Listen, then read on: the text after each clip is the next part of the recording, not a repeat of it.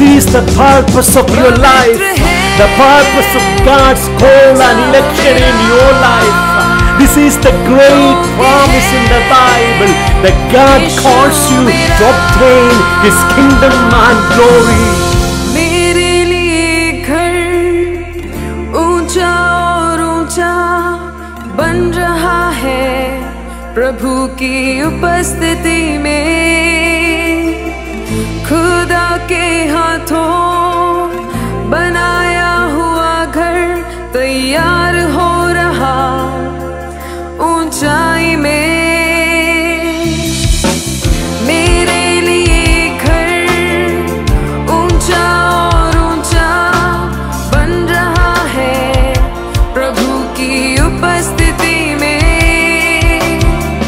खुदा के हाथों बनाया हुआ घर तैयार हो रहा ऊंचाई में। 10,000 में जो सुंदर है उसे देखूंगा। महिमामय मेरे पिता को मैं देखूंगा। 10,000 में जो सुंदर है उसे देखूंगा। महिमामय मेरे पिता को मैं देखूंगा।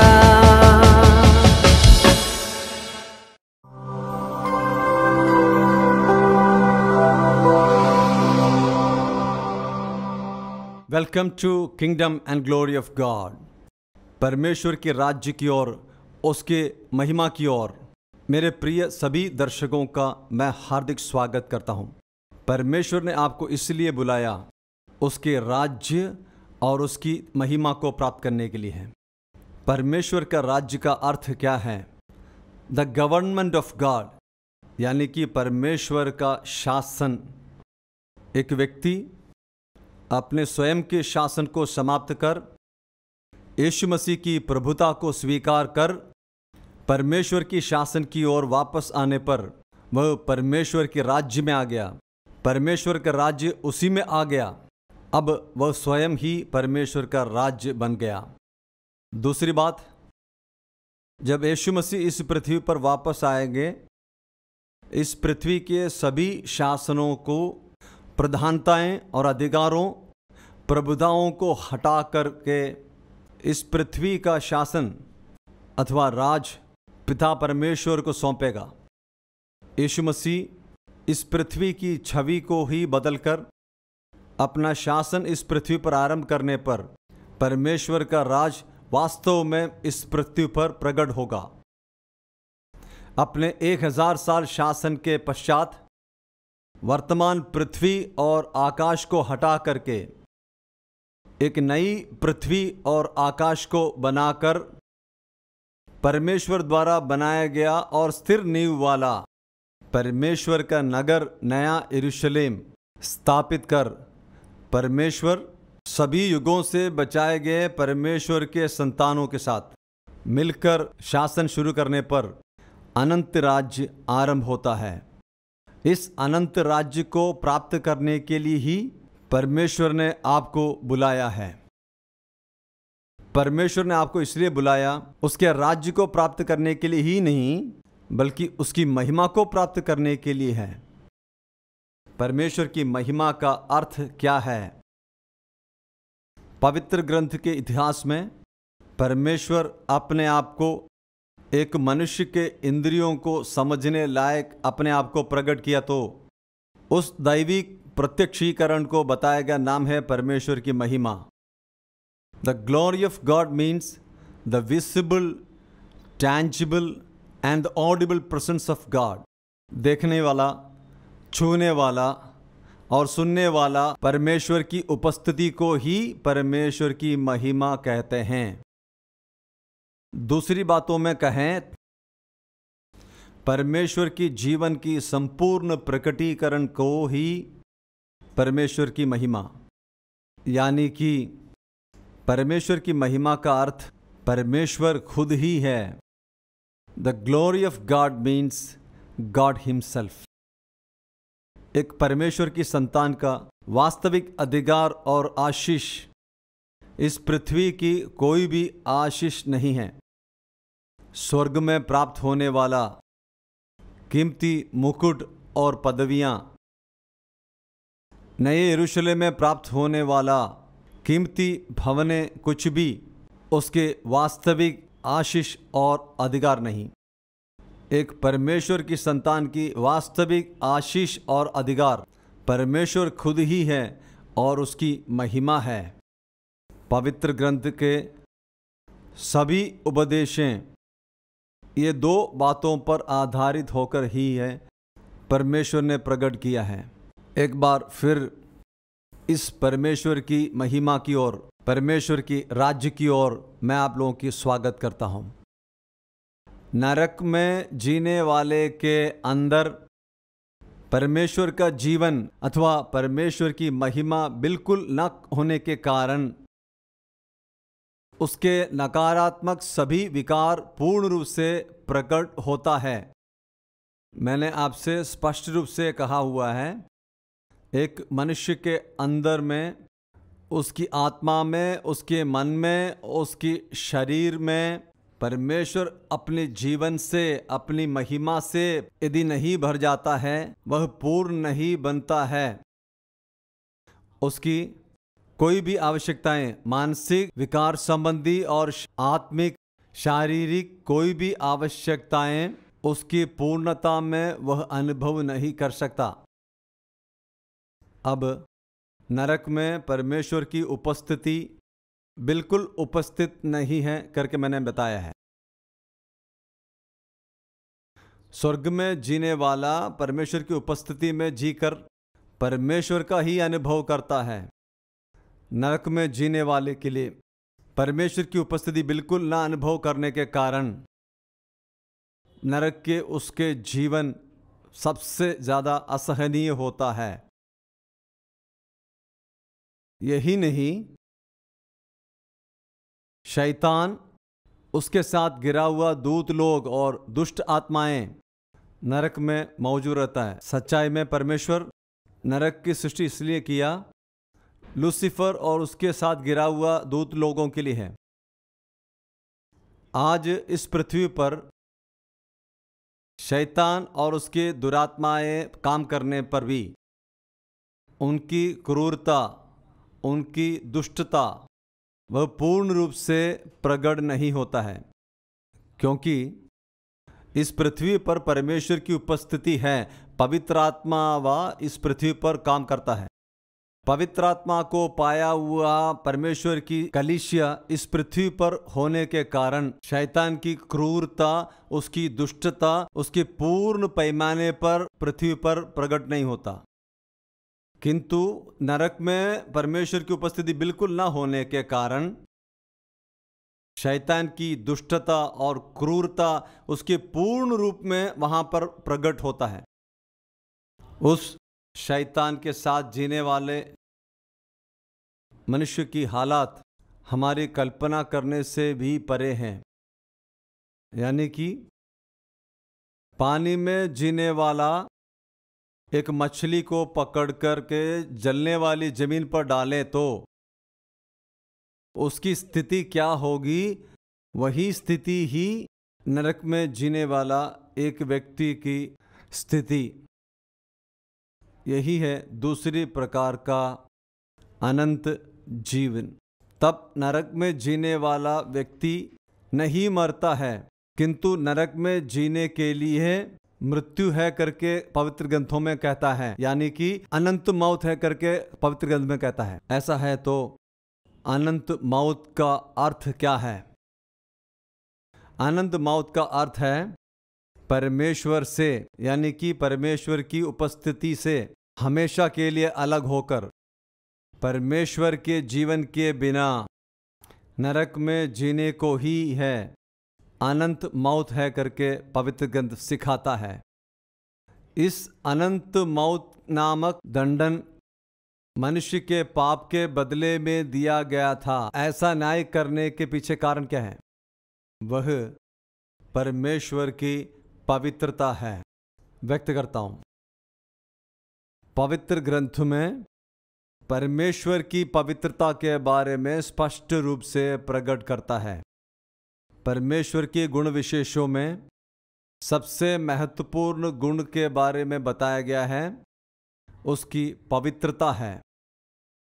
पवित्र ग्रंथ के हर एक पुस्तकें परमेश्वर की पवित्रता का वर्णन करने वाला पुस्तकें हैं। यही नहीं, पवित्र ग्रंथ में प्रकट हुआ परमेश्वर, याह परमेश्वर, बहुत बार घोषणा किया हुआ बात है, मैं पवित्र हूँ, जैसा मैं पवित्र हूँ वैसा तुम भी पवित्र बनो। उस परमेश्वर पृथ्वी पर जब प्रकट हुआ, यानी कि उस परमेश्वर जब शरीर में प्रकट हुआ, यीशु मसीह ने घोषणा किया है, आप में से कौन मुझे पाप के बारे में याद दिलाएगा। यानी कि यीशु मसीह स्पष्ट रूप से कहता है कि वह पाप के बिना है। पवित्र ग्रंथ में प्रकट हुआ परमेश्वर स्पष्ट रूप से कहता है कि वह पवित्र है। उसकी आत्मा को कहने वाला नाम भी पवित्र आत्मा है। इस जगत में अनेक प्रकार के धार्मिक पुस्तकें लिखे हैं। उस सभी धार्मिक पुस्तकें पवित्र ग्रंथ है करके कहा जाता है। उन धार्मिक पुस्तकों में अनेक प्रकार के ईश्वर प्रकट हुए हैं, किंतु इन धार्मिक पुस्तकों में ऐसा प्रकट हुआ ईश्वर लोग अपने बारे में अपने आप पवित्र है करके कभी भी नहीं बताया गया है। किंतु पवित्र ग्रंथ के परमेश्वर घोषणा करता है, सबसे महत्वपूर्ण बात, परमेश्वर पवित्र है। परमेश्वर अति पवित्र होने के कारण वह पाप को बर्दाश्त नहीं करता। एक पापी व्यक्ति को परमेश्वर की उपस्थिति में नहीं रह सकता है। वह पापी की समस्या नहीं, परमेश्वर की पवित्रता के कारण वह पाप को बर्दाश्त नहीं कर सकता। इसलिए पाप किया हुआ व्यक्ति परमेश्वर की उपस्थिति में से, परमेश्वर के जीवन में से अलग होकर परमेश्वर का जीवन बिल्कुल ना रहने वाला नरक में जीने के लिए परमेश्वर ने दंडित किया है। परमेश्वर पाप को दंडित करने का कारण उसकी धार्मिकता है। परमेश्वर धर्मी न्याय करता है। परमेश्वर अपनी धार्मिकता के अनुसार ही पाप को दंडित करता है, किंतु अनंत मौत नामक दंडन पाप के बदले में देने के कारण परमेश्वर की पवित्रता है। ये दो बातें हम बिल्कुल स्पष्ट रूप से जाना है। मानव जाति के मूल समस्याओं के बारे में ही हम बताए जा रहे हैं। पाप के परिणाम स्वरूप हुआ अनंत मौत भी है। परमेश्वर का जीवन की कमी ही है मनुष्य का सबसे मूल समस्या। इस मूल समस्याओं के समाधान के लिए मनुष्य खुद ही मेहनत करते जा रहे हैं। विविध प्रकार के कर्म मार्गों के द्वारा, आचार अनुष्ठानों के द्वारा और ध्यान मार्ग के द्वारा, ज्ञान मार्ग के द्वारा, भक्ति मार्ग के द्वारा उसके पाप से छुटकारा पाकर, पाप को हटाकर, धार्मिकता पाकर, पवित्र बनकर परमेश्वर के जीवन की और अनंत जीवन की ओर वापस आने के लिए वह प्रयत्न करते जा रहे हैं। पुरातन समय से ही मनुष्य का परमेश्वर से प्रार्थना यही है। एक भक्त इस प्रकार प्रार्थना करता है, असतोमा सद्गमया, असत्य से हमें सत्य की ओर ले चलिए। तमसोमा ज्योतिर्गमया, अंधकार से हमें उजाले की ओर ले चलें। मृत्योर्मा अमृतम गमया, मृत्यु से हमें अनंत जीवन की ओर ले चलें। सभी युगों में किसी भी जाति और कुल के मनुष्यों के मूल समस्या है परमेश्वर से उसका विलाप, मृत्यु से अनंत जीवन की ओर ले चलना ऐसा है। किंतु उसके लिए उसका मार्ग मनुष्य का मार्ग है, कर्म मार्ग है, वाचा के नियमों का मार्ग है। यहीं पर है परमेश्वर की धार्मिकता के बारे में अध्ययन करते हैं। कोई भी मनुष्य उसके खुद की कर्म मार्ग से उसके पापों से छुटकारा नहीं पा सकता है। पापी बना हुआ एक व्यक्ति कोई भी पुण्य कर्म या अच्छे कर्म पापमय है और मैला कपड़े के समान है, परमेश्वर का वचन कहता है। यहाँ पर मनुष्य को परमेश्वर की धार्मिकता पाने से ही वह धार्मिकता को पूरा कर धर्मी बनकर परमेश्वर की महिमा की ओर, परमेश्वर के जीवन की ओर वापस आ सकते हैं। यह परमेश्वर पुरातन समय से ही मनुष्य से वायदा किया हुआ है। लूका रचित सुसमाचार पहले अध्याय में से बहुत ही महत्वपूर्ण कुछ वाक्य इसके संबंध में मैं पढ़कर आपको सुनाता हूँ। लूका रचित सुसमाचार के 1 अध्याय के 74 वाक्य मैं पढ़ता हूँ। हम अपने आयु के पूरे दिन भय रहित उनके सामने पवित्रता में और धार्मिकता में उसकी आराधना करने के लिए हमें अनुग्रह देता है। वह हमारे पिता अब्राहम से किया गया वायदा अपने पवित्र नियम को याद करने से हुआ है। यह सकरिया याजक का एक भविष्यवाणी है। कुछ दिन से पहले परमेश्वर का दूत उससे प्रत्यक्ष हुआ, उसे एक संतान देने का वायदा किया, किंतु वह उसे पूर्ण रूप से विश्वास नहीं हुआ।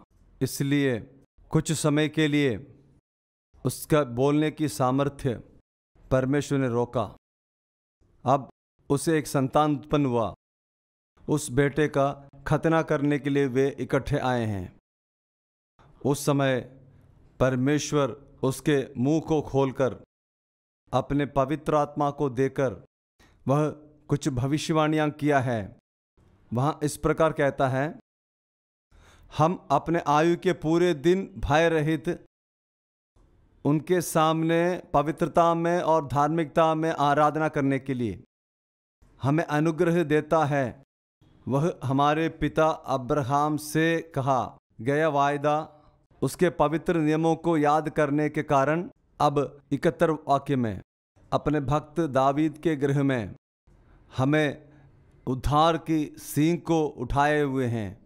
पैदा होने वाला, इस पृथ्वी पर अवतरित होने वाला यीशु मसीह के बारे में सबसे महत्वपूर्ण भविष्यवाणी ही उसी ने किया था।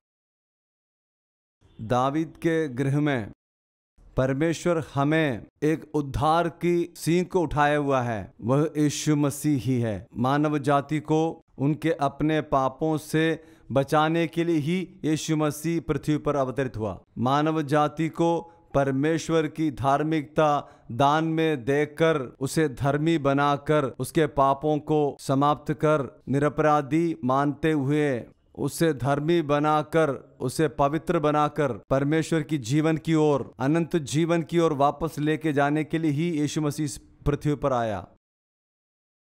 किंतु वह कहता है, यह सच्चाई यीशु मसीह हमें बचाएगा, वह अपनी धार्मिकता हमें देता है करके परमेश्वर पहले ही अपने पिता अब्राहम से कहा चुका है।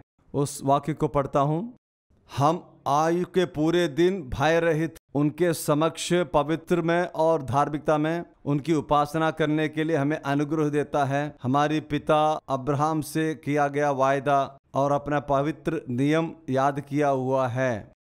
परमेश्वर अब्राहम से यही एक सत्य, एक वाचा बांधा था। क्या है वह? आयु के पूरे दिन परमेश्वर के समक्ष में आकर पवित्रता में और धार्मिकता में आराधना करने के लिए परमेश्वर उसे अनुग्रह देता है। यानी कि परमेश्वर अति पवित्र और धर्मी होने के कारण कोई भी पापी मनुष्य और अब्राहम को भी परमेश्वर के सामने आकर पवित्रता और धार्मिकता के साथ उसे आराधना नहीं कर सकता। एक पापी मनुष्य परमेश्वर के समक्ष में आ नहीं सकता।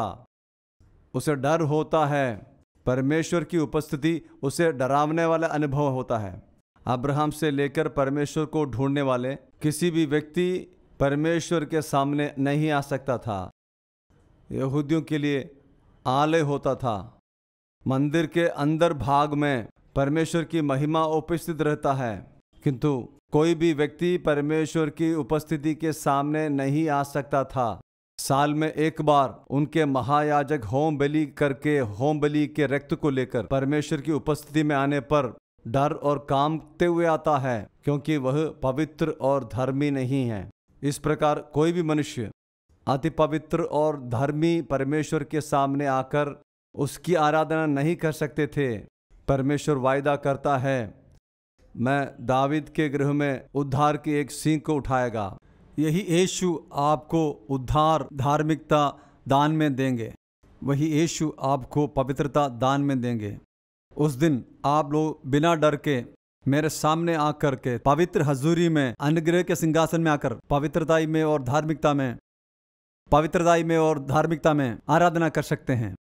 देखिए, मनुष्य को स्वयं से पवित्रता और धार्मिकता नहीं, वह कुछ भी करें और कितना भी कर्म मार्ग करने से भी, चाहे जितने भी आचार अनुष्ठान करने से भी वह पवित्र और धर्मी नहीं बन सकता है। वह परमेश्वर के सामने नहीं आ सकता है। किंतु एक व्यक्ति को धार्मिकता और पवित्रता परमेश्वर प्रदान करता है। पवित्रता और धार्मिकता परमेश्वर का दान है। यही पवित्रता और धार्मिकता परमेश्वर देकर, उसे धार्मिकता देकर, धर्मी बनाकर, पवित्र करके, पवित्र बनाकर परमेश्वर के सामने लाने के लिए ही यीशु मसीह इसी पृथ्वी पर आया था। हम परमेश्वर की धार्मिकता के बारे में ही अध्ययन कर रहे थे। मनुष्य को परमेश्वर के सामने नहीं आ सकता। पापी इंसान परमेश्वर के सामने नहीं आ सकता। उसे परमेश्वर की धार्मिकता की जरूरत है। यीशु ने कहा, आप पहले परमेश्वर की धार्मिकता को खोजना है। इस प्रकार परमेश्वर की धार्मिकता को खोजने वाला अवश्य ही यीशु मसीह तक पहुंच जाएगा। यीशु मसीह में जो विश्वास है उसके द्वारा वह परमेश्वर की धार्मिकता प्राप्त करता है। परमेश्वर की धार्मिकता को खोजने वाला कोई भी व्यक्ति यीशु मसीह की सुसमाचार तक पहुंच जाता है। यीशु मसीह की सुसमाचार में विश्वास करने वाला कोई भी व्यक्ति परमेश्वर का उद्धार और धार्मिकता को प्राप्त करता है। वे परमेश्वर की उद्धार और धार्मिकता को प्राप्त कर, परमेश्वर की पवित्रता को प्राप्त कर, परमेश्वर की जीवन की ओर, परमेश्वर की महिमा की ओर प्रवेश करता है। यही सच्चा सुसमाचार है। यही सच्चे सुसमाचार की ओर, इस परमेश्वर की धार्मिकता की ओर, परमेश्वर की उद्धार की ओर मैं आप सबको स्वागत करता हूँ। अनेक शताब्दियों से पहले ही परमेश्वर को ढूंढने वाला सभी भक्त व्यक्तियों से परमेश्वर में सुसमाचार यही है। यीशु मसीह के द्वारा, अपना एकलौता पुत्र यीशु मसीह में विश्वास करने के द्वारा, उसके सुसमाचार में विश्वास करने से, उसकी मृत्यु, गाड़ा जाना और पुनरुत्थान में विश्वास करने के द्वारा आप परमेश्वर की धार्मिकता और उद्धार प्राप्त कर अनंत जीवन की ओर प्रवेश करता है।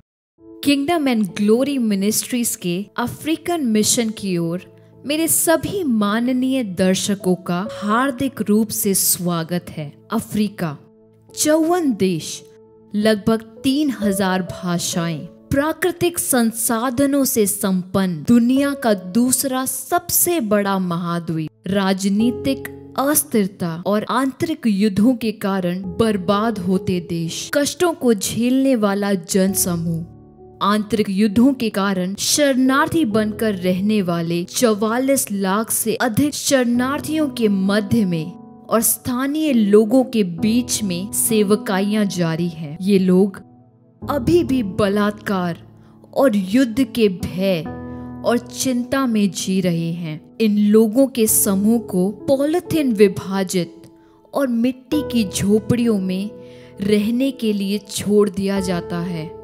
पौष्टिक भोजन, कपड़ा, शिक्षा और आधुनिक चिकित्सा उपचार की सुविधा अभी भी इनके लिए उपलब्ध नहीं है। जानवरों की तरह अपने जीवन को आगे बढ़ाने के लिए इन्हें भयानक परिस्थिति में छोड़ दिया जाता है। यहाँ हजारों अनाथ हैं, शारीरिक और मानसिक रूप से अक्षम हैं। यहाँ तक कि मानसिक रूप से मंद बच्चों के प्रति दुर्व्यवहार, मानव तस्करी और यौन शोषण भी इस देश में असामान्य घटना नहीं है। बच्चों से लेकर बड़ों तक पानी लाने के लिए लंबे समय तक लाइनों में इंतजार करना यहाँ का एक दैनिक दृश्य है। सांत्वना देने और साहस बढ़ाने के लिए हमारे मिशन के कार्यकर्ता घर घर जाकर परमेश्वर का वचन सिखाते और इनके लिए प्रार्थना भी करते हैं। ग्रामीण और दूर दराज के क्षेत्रों में सुसमाचार का प्रकाश लाने के लिए ग्रामीण सुसमाचार यूनिट की अपनी परियोजना पहले से ही शुरू कर दी है। उद्धार पाने वालों को मसीह में बढ़ाने के लिए